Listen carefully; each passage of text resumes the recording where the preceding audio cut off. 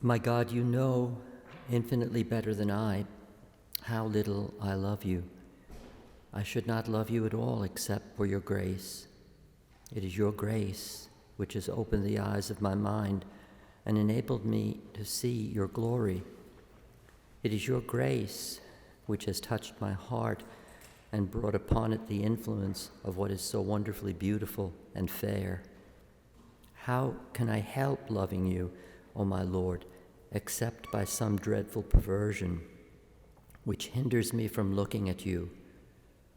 O my God, whatever is nearer to me than you, things of this earth, things more naturally pleasing to me, will be sure to interrupt the sight of you, unless you and your grace interfere. Keep my eyes, my ears, my heart from such miserable tyranny. Break my bonds, raise my heart. Keep my whole being fixed on you. Let me never lose sight of you, and while I gaze on you, let my love of you grow more and more every day. Amen.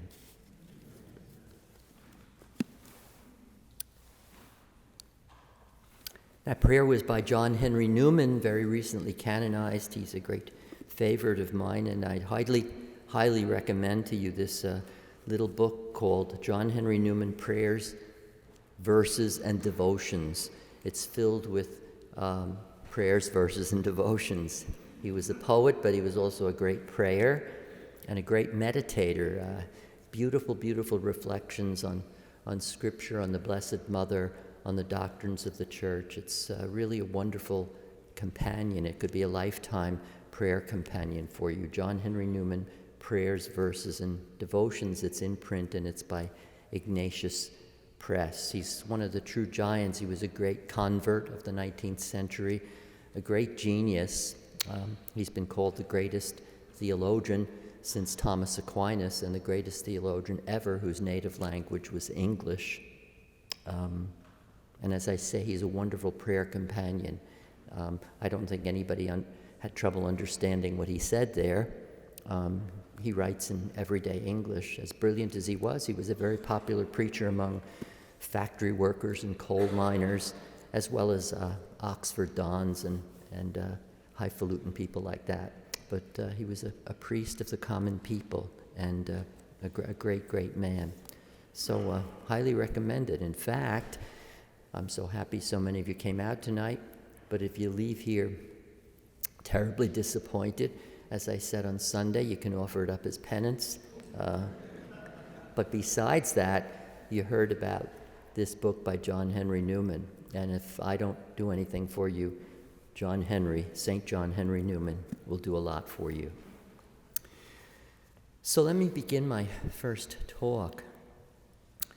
I grew up in Oceanside. My family moved there in about 1949 or 50.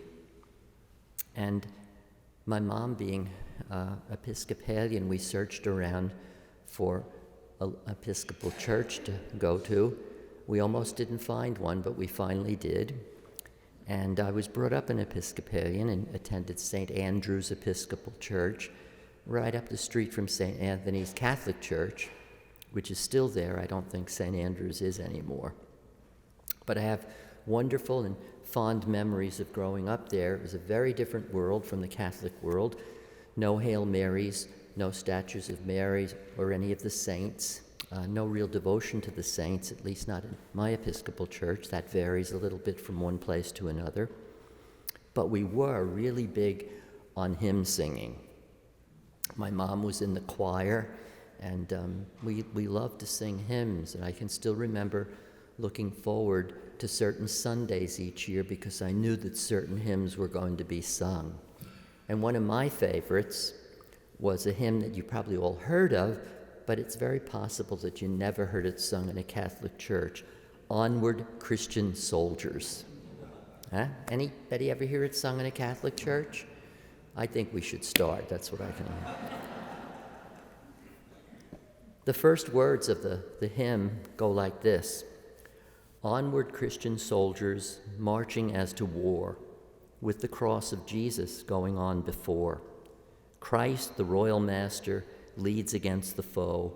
Forward on to battle, see his banners go. It's not very much in vogue today, even among Episcopalians, I think.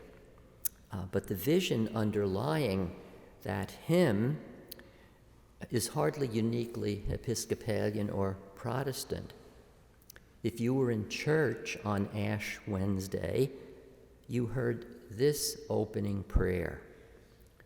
Grant, O Lord, that we may begin with holy fasting this campaign of Christian service, so that we may take up battle against spiritual evils. We may be armed with weapons of self-restraint. It sounds pretty onward Christian soldier-like to me. You may be familiar with a saying. It's of uncertain origin. It's sometimes attributed to Plato, sometimes to an ancient Jewish philosopher named Philo. It's probably of more recent origin, but it is very well known and very popular. I have a friend who appends it to the end of her emails. Be kind, for everyone you meet is fighting a hard battle. Be kind, for everyone you meet is fighting a hard battle. I want to talk tonight about spiritual warfare. And I'll talk about it in terms of our having to fight on three fronts. One, we have to fight against invisible evil beings, the devil and his minions. Two, we have to fight against the toxic, corrosive atmosphere in which we live nowadays. There's much that's commendable in the modern world, but there's much that's poisonous. It's toxic, it's corrosive of our faith. If we don't know that, we're in even greater peril than if we do know it, are aware of it, and are taking measures to offset the deleterious effects of this corrosive atmosphere. And three, we have to fight against a kind of spiritual gravity that drags us down. And that spiritual gravity is rooted in our basic egocentricity. I'll try to end tonight on a kind of upbeat, positive note. I don't want to leave you all depressed. But you can't cure a disease if you don't know that it exists, and you won't take the cure if you don't think you're sick. So, the enemies, the diseases we need to fight against. That's first. And then a bit about the cure in preparation for talking tomorrow night all about the cure, about the things we can do to offset the difficulties of living in a world that in many ways is perilous. How many of you, I don't see too many young people here, but so I'm guessing you older folks aren't going to raise your hand. How many of you here are familiar with the very popular Netflix series called Stranger Things? Yes. It's not about you people, but or me. Anybody watch it? Anybody? What did you think? Weird? Yeah, it's weird. You have to be a sci-fi person, a little bit of horror. You have to like monsters. The young people, very, very popular. And the stars of the show, the heroes of the show, so to speak, are young people. Kind of like that movie E.T., remember that? The heroes of the young people. So it's immensely popular. Just a little bit about it, and I have a reason for bringing it up. It's set in 1983 in a little Midwestern town called Hawkins, Indiana. And in this little Midwestern town, everything seems ordinary and going fairly well. There's the usual little family issues and so forth, but nothing dramatically wrong in the place. Sleepy little place, pleasant little place, kind of place I wish I lived. But unbeknownst to all of these Midwestern folk, just beyond their vision, there's another dimension. And unbeknownst to them, a portal has opened up between the world they live in and this other dimension. And through this portal come really monstrous, hideous creatures bent on our destruction. This other dimension in the show is called the Upside Down. And it is truly an upside down, sick world on the other side of this portal. So I want you to keep that image in your mind's eye of a portal, an opening through which evil creatures can get at us. St. Paul, in his letter to the Ephesians, writes this: "Be strong in the Lord and in the strength of his might.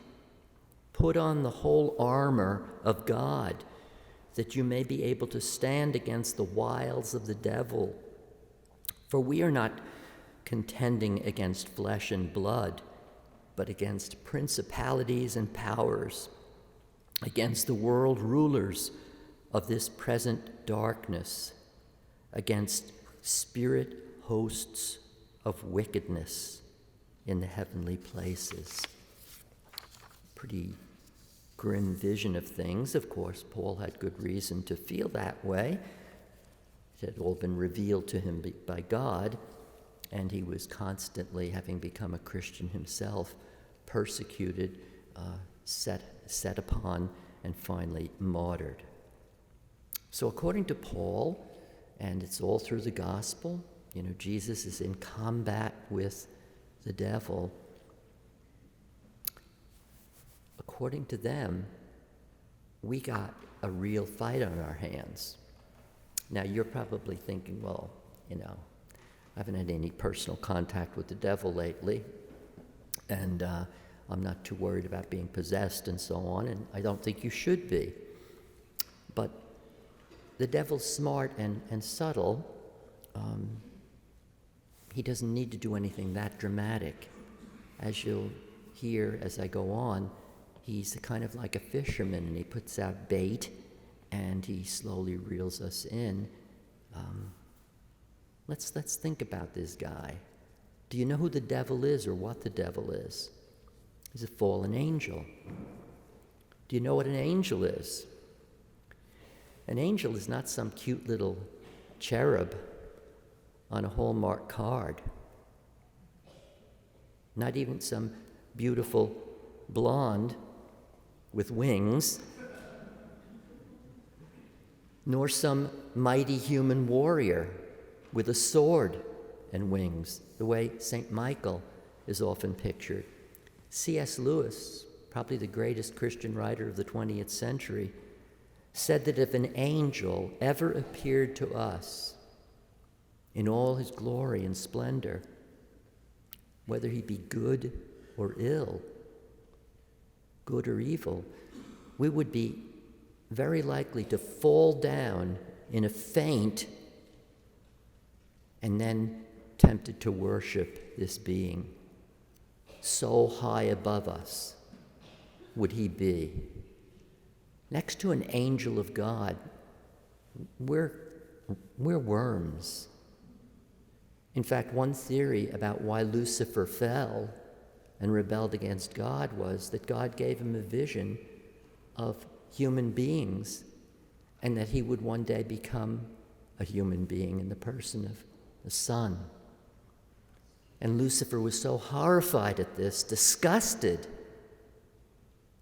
that he said, "I don't want any part of this." Now, we don't know that, but it makes some kind of sense. We are very, very tiny next to an angel of God. And if an angel goes bad, it's really bad. You know, if your dog or cat goes bad, it's annoying. If one of us goes bad, it can get pretty ugly. If an angel goes bad, it's really bad. The corruption of the highest is the worst. God can't be corrupted, but the best of angels, and tradition says Lucifer was the mightiest originally, he went wrong. He's not to be taken lightly. We're outclassed, my friends, and outgunned by our enemy. And if we rely on ourselves, we're lost. The enemy looks for our weaknesses. He's a master strategist and tactician. He looks for weaknesses in us. And what's he looking for? That portal. He's looking for that portal. How can I get in? He'll look for it by tempting us. He'll look for it by oppressing us.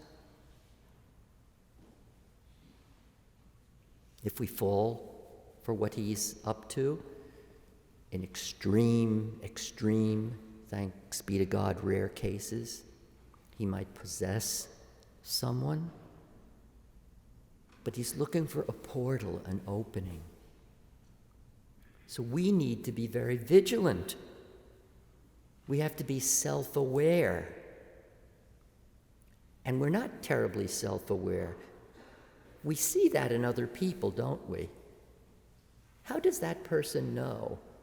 How does that person not know, rather, that she never shuts up?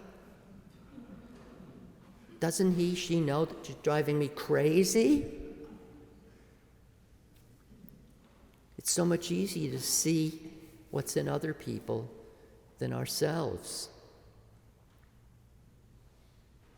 We need to be self-aware. We need to be humble, reliant on Christ, scrupulously caring for our relationship to Jesus, never rationalizing, excusing, trivializing, making light of our little foibles. We don't have to get all bent out of shape over them. We don't have to get depressed. We don't have to fear that God is mad at us. That's not the point. We just don't want to open any portals foolishly and just let them go, because they'll get bigger. You don't get better when you... Well, some of you are as old as I am. You know what's a big disappointment in my life? I didn't just naturally get better. I'm still the idiot I was when I was a teenager in a lot of ways. I've changed in some ways, but progress is difficult. And it doesn't just happen. You got to work at it. Did you ever notice please don't be offended too much. Did you ever notice, I watch this in other people, and I say, ooh, I got to watch myself, because I would go the wrong way. When you meet older people, they often fall into one of two categories. There's a kind that I'd like to grow up to be someday, and I don't have much time left, so I better get my act together. You know, kind of mellow, kind, understanding, realizing how weak people are, not judging them too harshly, friendly, pleasant to be around. There's one or two of them left on earth. Then there's the other kind, bitter, cynical, unhappy, unbelievably miserable to be around. All they do is complain. It just never stops. That comes naturally to me. The other guy, I have to work at that. And I'm consoled by the fact that Mother Teresa had to work at what she did. She said it didn't come naturally. She said it was often very hard to smile at people, but she wanted to make sure they were better for having been in her presence, so she forced it. You say, oh, that's hypocritical. No, that's trying to be better than you are. And if you try hard enough, long enough, guess what? You do get better than you were. If you just let nature take its course, I got a bad temper. I don't want to bottle it up. That'd be unhealthy. I'm going to let everybody know what idiots they are. We have to be self-aware. We have to keep Christ as our model, try to stay close to him, ask for his help to be the people we're supposed to be, and not make light of these little cracks in the armor, these little openings that could become a portal. St. Teresa of Avila, who was a great saint, one of the 30-some-odd doctors of the church, special saints whose writings and teaching are given a special seal of approval by the church, doctor of the church, looked back on her life from middle age, late middle age, and said, the first 20 years of my life in the convent were a dismal failure. I didn't make any progress. I was a lackluster, failed nun. And she said, and here's why. She did this great self-analysis. She said, first, I underrated and was dismissive of the importance of venial sin. It didn't matter. What's the big deal? So I gossiped a little. So I mumbled some bad things about Sister So-and-so. Yes. So I took a little something extra for myself that I wasn't supposed to. It's little petty stuff. She said that was one of the reasons she never became who she was called to be for 20 long years. She didn't take occasions of sin seriously enough. She flirted with danger. Flirting with danger is dangerous. And we do it in lots and lots of ways. And in the world in which we're living, it's really easy to do it because the danger's everywhere. There are a lot of other plagues out there besides coronavirus that can hurt us. But we tend to be dismissive of that. It's not a big deal. Boys will be boys, girls will be girls. I'm only human. She didn't take occasions of sin, the things that tempt us to go in the wrong direction, seriously. She wasn't attentive, number 3, she wasn't attentive to the little whisperings of God, calling her to a little more prayer, maybe a visit to the Blessed Sacrament, maybe helping somebody in need.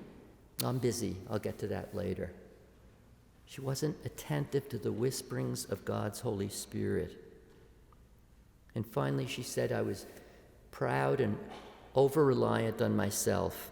I thought I pretty much had my act together and I could do it all. I'll just call God for emergencies.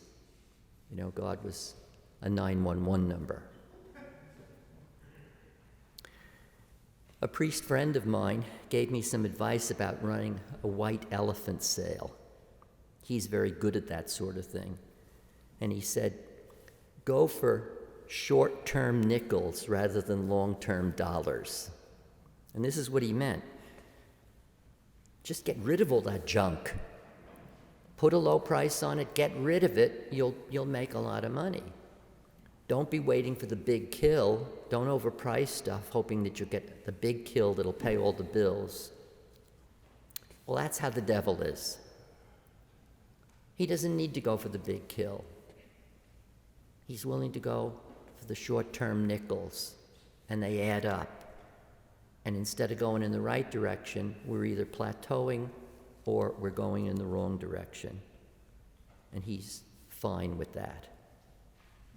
Don't underestimate the wiles of our enemy. Don't overrate your own ability to fend him off. Do take very good care of your relationship to God, your relationship to Jesus and Mary, Joseph, the saints, and the good angels. So our first front, the first front on which we need to do battle, is battle against an invisible enemy who is bent on our destruction. A quick last quote from C.S. Lewis before moving on. This will chill you, and if you don't remember anything else I say tonight, you'll remember this. C.S. Lewis said, "The devil looks at us as food." Food. And that's the difference between him and Jesus. He wants to consume us, the devil, and Jesus gives himself to us so that we consume him. He feeds us. He nourishes us. He will do anything for us. The devil will do anything to eat us. We've got another front. During World War II, we fought in Europe and in the South Pacific. We had a fierce, mortal enemy, very good at what they did on both fronts. And in addition to having to fight that enemy, the Allies, in both arenas, Europe and South Pacific, had to fight against a kind of an ongoing barrage of propaganda. You probably saw this in some old movies. You have these poor Marines on some godforsaken island in the South Pacific, and it'd be night, and you'd hear blaring over a loudspeaker, Tokyo Rose, they called her. Actually, it was more than one woman. She had a sweet voice. She spoke good English. And she'd say, "Boys, you could be home with your wives and girlfriends. Why are you wasting your time? You're going to lose. It's all over. It's inevitable. Just give it up. Everything will be all right. It'll be okay." The Germans had the equivalent, Axis Sally. It was constant. And you can imagine how disheartening it would be, especially when the battle seemed to be going the wrong way. Well, the fact is that each day in our secular, materialist, hedonistic, relativistic, nihilistic society, nihilism means nothing means anything, we're being barraged by all kinds of propaganda, so much of it inimical to our Catholic and Christian faith, to our being the people that God wants us to be, not because he's a harsh taskmaster, because he wants the best from us so that he can give the best to us. We can only receive it if we're all he wants us to be. Former Archbishop of Philadelphia, Charles Chaput, very pointedly and accurately said this. Here's another great line to remember. American entertainment and advertising are the most powerful catechists in human history and the most persuasive. We're immersed in an ocean of anti-Catholic, anti-Christian propaganda that acts like an acid bath, eating away at our faith, hope, and love, and our commitments to things that always we had been committed to. Our families, our country, the church. And that's why this acid bath we're immersed in, that's why we're bleeding people from the pews. That's why the majority of what are called millennials are also called nuns, N-O-N-E-S. It means there's no commitment to any religious body. There's no religious affiliation of any kind. There's none. Nuns, they're nuns. I think that's a huge reason why we have so much addiction and suicide. Why even most of the people in the pews these days, I'm assuming it's not true of this congregation, but even most of the people in the pews, I've been around a long time and I see this, they're only half Catholic. Many people who receive communion on Sunday don't believe in the real presence of Jesus. And they dissent from half the moral teachings of the church. This is different from when I was a kid. I was more Catholic when I was an Episcopalian than most Catholics are now. The last parish I was a pastor in, I joked with other priests that my goal was to make them good Episcopalians by the time I left, because right now they were Presbyterians. They're wonderful people. Frank Sheed was once asked, "Do you think Methodists will go to heaven?" Frank Sheed was a Catholic. He says, "Sure, I just don't want to go with them." So, you can't live in this world in which we live, inundated as we are, with the flood of stuff that we're inundated with, and not be affected by it. It's just not possible. And I'm not talking about the scandals in the church. We deserve what we get for that. I mean, that they're terrible, horrible, and I'm by no means perfect, but they're horrible, horrible things, and we brought that on ourselves. I'm not talking about news media reporting bad things that we did. That's not the issue. It's much more subtle than that. You know, just think of what a sitcom was in the 1950s, 60s, and even into the early 70s. I grew up on Ozzie and Harriet and My Three Sons. Lucy, you know, I love Lucy. And now you turn on a sitcom, I don't recognize what I'm seeing as the family I grew up in. And we and our kids and young people, they're immersed in this. They see it everywhere, everywhere.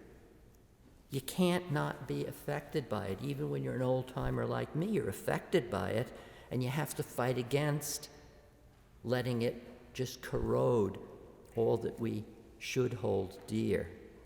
We need to recognize this, fight against its debilitating effects. It's everywhere, in the media, in advertising, in politics, in our educational institutions. So much wholly at odds with our Christian vision of what life is all about and what we're called to be. It'd be a great thing if all of us and of all our Catholic people were as worried about soul pollution as we are about air and water pollution, climate change, antibiotics and chemicals in our foods, and the coronavirus. As worried as we are about those things, it'd be great if we were as worried about soul pollution, this corrosive atmosphere and the effect it inevitably has on us. But I don't think most people are, and that's to the detriment not only of individuals, but of our society. So we've got the devil to contend with and his minions. We've got this corrosive atmosphere. You'd think that would be enough. But I'm here to bring you the bad news. It's not. There's still another battle we have to fight, a third front. And in some sense, it's the most important, really. In spite of all this that I've said is what we've got to deal with, but we're fighting with one arm behind our backs, tied behind our backs. And why is that? Because we're all handicapped. I don't know whether that's the politically correct word to use now, but you know what I'm talking about. We're handicapped, we're disabled. We're not the Blessed Mother, and we're not Jesus Christ. Eugene O'Neill, the great American playwright, put it like this: we're born broken, we live by mending, the grace of God is the glue. It's perfect. We're born broken. Do you know you're broken? One of the early desert fathers, these guys who went out into the desert, lived solitary lives, pray, do a little farming, welcome people who needed help as they're crossing the desert. He said this: to see ourselves as we are and to change in accord with the dictates and example of Christ, that's a miracle greater than raising the dead. It's a miracle greater than raising the dead. You think he exaggerated? I'm not so sure. There's a pretty good political social commentator out there named David Brooks. He just wrote a best-selling book called The Second Mountain. The Second Mountain. And he argues that life's journey involves climbing two mountains. The first is largely egocentric and involves fulfilling our needs, our wants, our hopes, our dreams, our desires. I may do a lot of good on the way to accomplishing all these goals, but it's mostly, if not all, about me and my fulfillment. The second mountain, he says, and it's one that not everybody even attempts to climb or even recognizes as existing or worth climbing. The second mountain is made up of, or is characterized by, giving, contributing, sacrificing for others. It's very interesting that Brooks, a very bright and able guy, literate guy, he was brought up Jewish, and he still considers him. He calls himself a wandering Jew, but a confused Christian. And the reason he says that is he says he can't unread Matthew's gospel. And in particular, he can't unread the Sermon on the Mount. It was life-changing for him. And the Sermon on the Mount is really a blueprint of what a Christian heart should look like. It's about that second mountain, about living a life of selfless, sacrificial love for God and for others.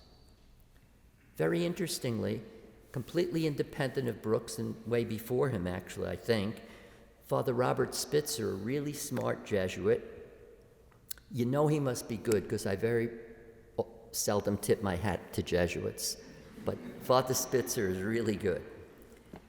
And he says much the same thing as Brooks says, but he gives you a picture. And by the way, I'm coming to the end in case you're fading here, okay? The picture is a triangle, which is a kind of a mountain. It's a triangle, and it's divided into 4 levels. And he says these are the 4 avenues to happiness. And we have to climb the mountain to get to the highest level, climb the triangle. The first level, we start out this way as children, babies and children, the first level is immediate gratification. I like chocolate, I eat chocolate, I'm happy. Life is simple. Life is good. Babies, we love them. They're adorable. They're cuddly. But they're greedy little buggers. You know, I want. And one of the first words they learn to say is no, you know. They want what they want. There's nothing wrong with that. And we never completely outgrow it. The problem is if we never find any other avenue to happiness. We're not pleasant to live around if we still have a baby or a little child's hunger for that kind of happiness. The second level is personal fulfillment, and that's much more human. The first one is even what animals do. My dog is hungry, I give my dog goodies, you know, treats, and dog's tail wags, he's happy. Probably dogs don't think a lot about personal fulfillment, but people do. So it's more human, but it's still very egocentric. And that those two levels correspond to Brooks's first mountain. The big transition and a life's work for most of us is to get out of that egocentricity and start to focus rather on what Spitzer calls being contributive instead of comparative. I'm going to be better than everyone else. I'm going to be richer than everyone else. I. No, I want to give to the community. I want to give to the church. I want to give to my family. I want to give to my country. I want to give to my God. I want to contribute. And then the last level of happiness is God. I rest in God. St. Augustine said our hearts are restless until they rest in God.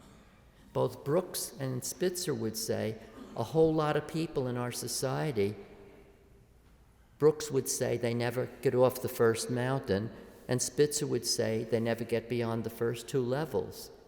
And the trouble is that almost all the church's teachings are about living on the top two levels or on the second mountain. So we're talking at cross purposes. Nobody's getting it. We who are getting it should recognize that climbing a mountain is harder than falling off the mountain.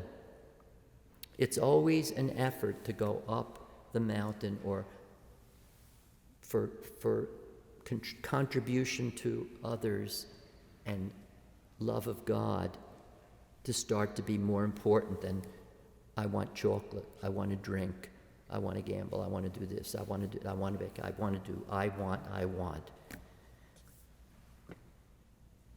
Our egocentricity affects how we see God. God is about my will being done. He's there to do my will instead of thy will be done. It affects how we see others. They're there to make me happy. I'm the center of the world. I don't know why you people don't get that. I'm the center of the world. It affects the way we deal with crosses. They're completely unfair, and God must be a bum for letting them befall me because I'm the center. So it's so important for us to recognize how deep that egocentricity is. I'll give you a funny example of it from my own life, and I could give you a lot of examples from my own life. How many of you have driven on the Long Island Expressway? Okay? Well, I do a lot. I'm up back and forth on the island a lot. So imagine I'm driving down the road one day, and I accidentally, I start to change lanes, and somebody was in my blind spot, and I almost have an accident, and the guy goes by me and gives me a little signal to tell me how stupid he thinks I am. And I'm saying to myself, hey, buddy, I'm only human, so I made a mistake. Cut me some slack.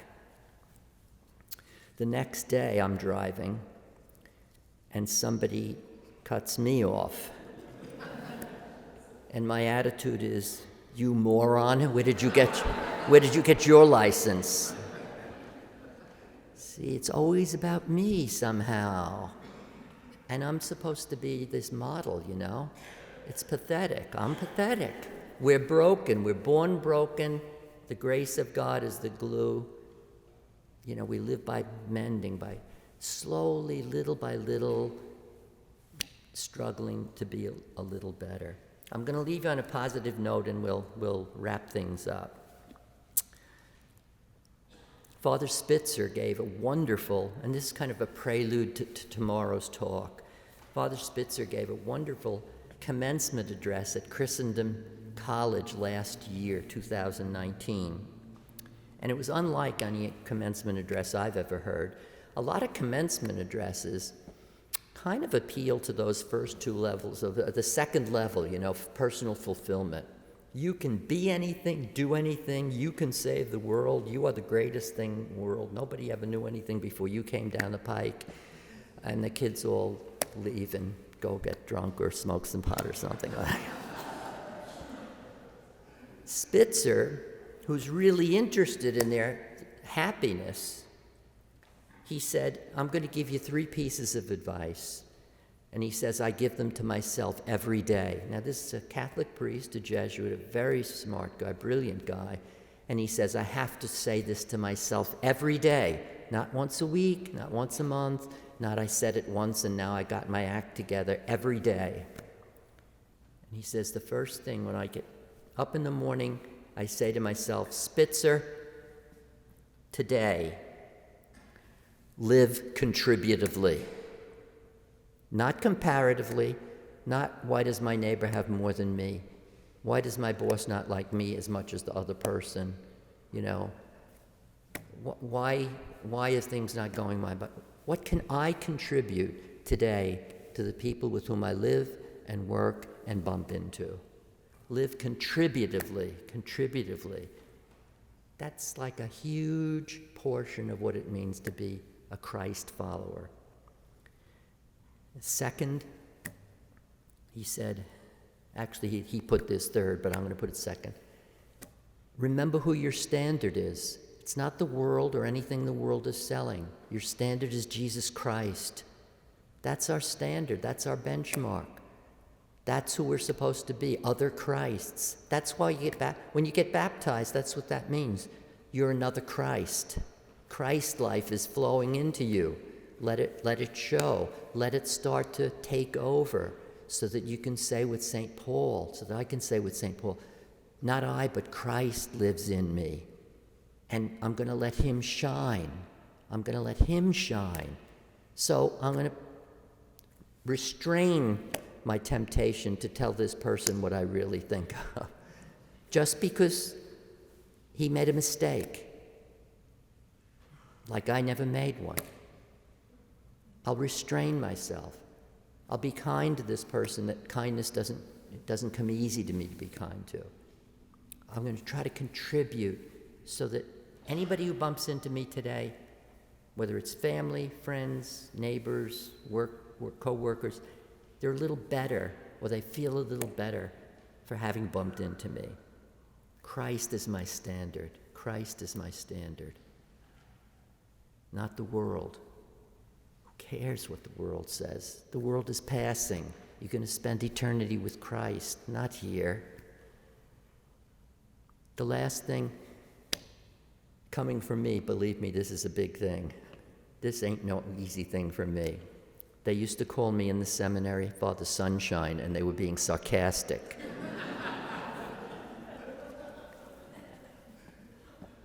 Try to see the positive in every person, in every circumstance. You'll see plenty of negative. Try to see what's good in the situation, in the person, and what's unavoidable in terms of badness or unpleasantness. Try to see it in the larger context of who that person is. How often we judge people and situations, but we'll stick to people based on the impact they had on me at this moment, and we write them off. That happens to us all the time because people are always coming up, and especially if you're a pastor. Every day you get hit with, Father, could we do this? Could we do that? What about this? What about that? Or they have a question. All you have to do is come up short once. Not only will they not like you, but the 50 people they tell the incident to. And I've actually seen that happen. I was with some people one time, friends, and they started trashing this priest. I said, I know that guy. He's a great guy. He's a jerk. And they told me what he did. It was nothing, but it was the only thing they knew about him. Can you imagine if that's the way God judges us? We get to see him face to face. He puts his hand into a big bin, pulls out a little thing that, one incident from your life. Just your luck, it was a bad day. He says, well, according to this, you said this unkind thing, or you were impatient with your kid or your husband or somebody at work, or you did some little thing. That's who you are. Bye. Bye. We do that all the time. We judge people by just their tiny little incident, a little bit of impact that they had on us at a particular moment. Right the person who Spitzer says, don't do that. It's bad for the person, but it's bad for you. You're poisoning your soul. Be contributive. Let Jesus be your standard. Try to see the positive in other people and in the situation in which you find yourself. And if it's unavoidable that you see negative things, try to see it in the context of something bigger and more positive. Tomorrow I'm going to talk, whole time, none of this dark stuff. Tomorrow I'm going to talk all about the weapons, if you want to put it that way, that God places in our hands that enable us to navigate the often stormy waters of life. In spite of everything I said tonight, we really don't have anything to worry about. If we know we're in a battle, and we know ourselves, and we call on God, and we cooperate with him halfway decently, and when we don't, we say we're sorry, we're home free. Just remember that when you get to God. You got a lot of big questions you want to ask him about how badly he ran the world. Put them aside and just remember to say, sorry, I'm really sorry that I wasn't everything I should have been. You're in. You're home free. Speaking of which, after this is all over, blessedly that'll be soon, I'm going to go to confessional. If anybody wants to go to confession I think you have to come up here in order to get there. Father Scalera is working on putting confessionals in the back of the church, but they're not ready yet. I'll be available for confession tonight. Is that okay, Father? Thank you. Thank you. Well, God bless you again for being here. We're going to wrap up with a benediction. So I hope I didn't scare you away, and I hope some of you will come back tomorrow night. And don't forget what I said. Even if if you know somebody who wasn't here tonight, they can still get something good out of tomorrow and the next night. And by the way, the last night, I'm going to tell you one of the most unbelievable stories you've ever heard in your life, and it's a true story, and it's going to make you very happy that you're a Catholic and that God is on your side. It's a great story. So come back on the third night, even if you can't come back tomorrow.